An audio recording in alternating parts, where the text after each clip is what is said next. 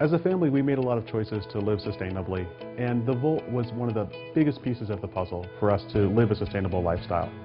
Really, the last thing that we were holding on to was our cars that ran on gasoline, and by having a Volt, I think it really allowed us to become a much more sustainable family unit. Before the Volt, I actually hadn't even seen an electric car. I remember that we were interested in getting a new car.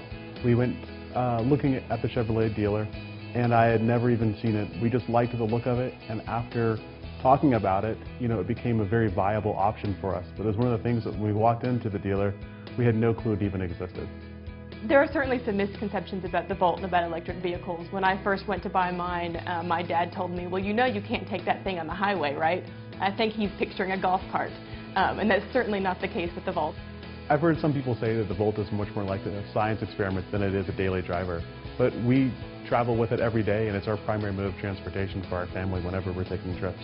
The last time we visited the gas station was about 10 months ago to fill up the tank fully. We're down to about half a tank now, so we've used about 4 or 5 gallons.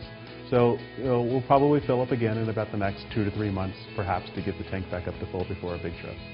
A lot of people will ask me questions about the Volt and ask if I'm going to run out of power and if I have concerns about that. And I don't think everyone understands the distinction between the Volt and maybe some of the other electric vehicles on the market, that the Volt does have electric power but also has a gas backup, meaning that I'll never run out of power.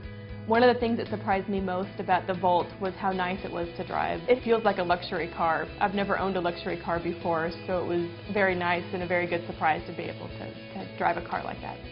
I'm not going to lie, one of the only ways I drive the car is in sport mode, just because it's so much more fun. That's where you can really get the acceleration and the zip out of the car. It's great. I mean, we do drive it in eco-friendly modes when we're taking longer trips.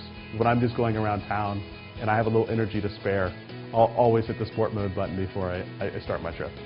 It's very important to me to reduce my carbon footprint, and I feel like we've taken some steps towards that in our life with having solar panels on the house and having an electric car in our house is part of a green building program. So kind of all of those little things together help contribute to reducing our use of petroleum and reducing our carbon footprint. I think our day-to-day decisions will have a big impact on my daughter Quinn's future. She's going to see the way that we think about our energy use and just think that it's something that everybody does day to day.